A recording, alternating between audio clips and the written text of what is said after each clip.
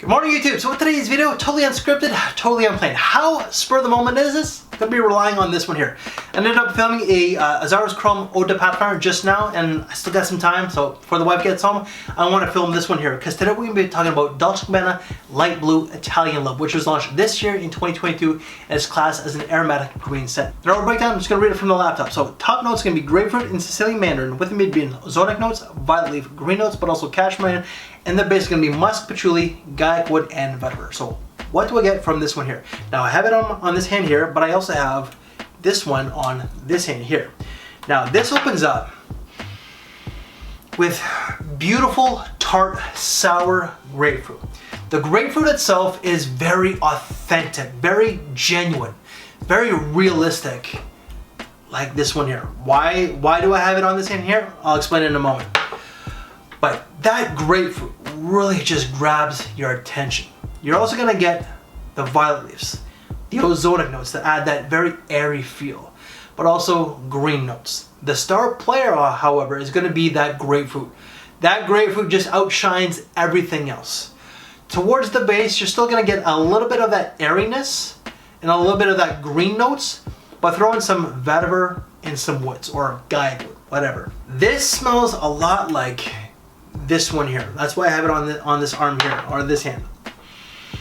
The only difference is that this one here is a little bit toned down than last year's release of Forever, or like Light Blue Forever.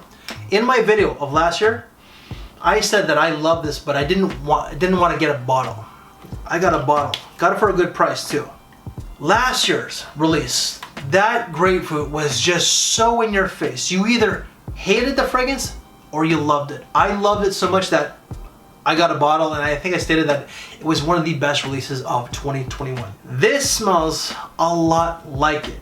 The grapefruit is just toned down a little bit. I would say that this is 90% close to this one here. So it's actually a cash grab. It's redundant, but I love the fragrance regardless. I'm not gonna get a bottle because I got this, but the grapefruit in this is definitely authentic, juicy, realistic. The grapefruit is very much like last year's release, but also like Guerlain Aqua Allegoria Pamplemousse. That one was introduced to me from Mark from Robezoid.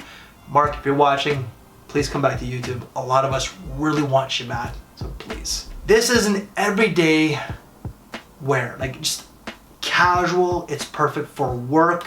It's good for school.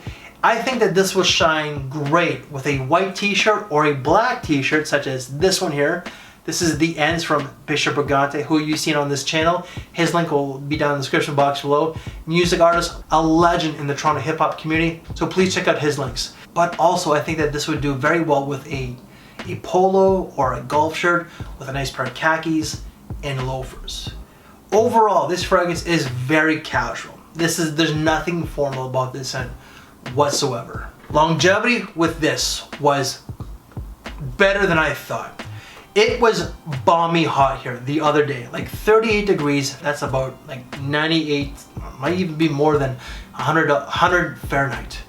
But I was working with no AC on my bus, and on top of that, the coach heater, the heater in the back area was still on. I could not turn that off. I don't know why it was still on, just the mechanics forgot to turn it off. So it was a very long day. This really helped me get through my day.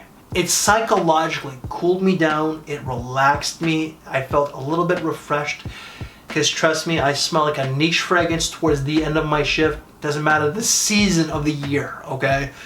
But that was a pretty funky day. But this helped get me through my day. The hotter, the better this will shine. Longevity, I cannot complain. It really, that blew my expectations. 7 to 8 hours in that day.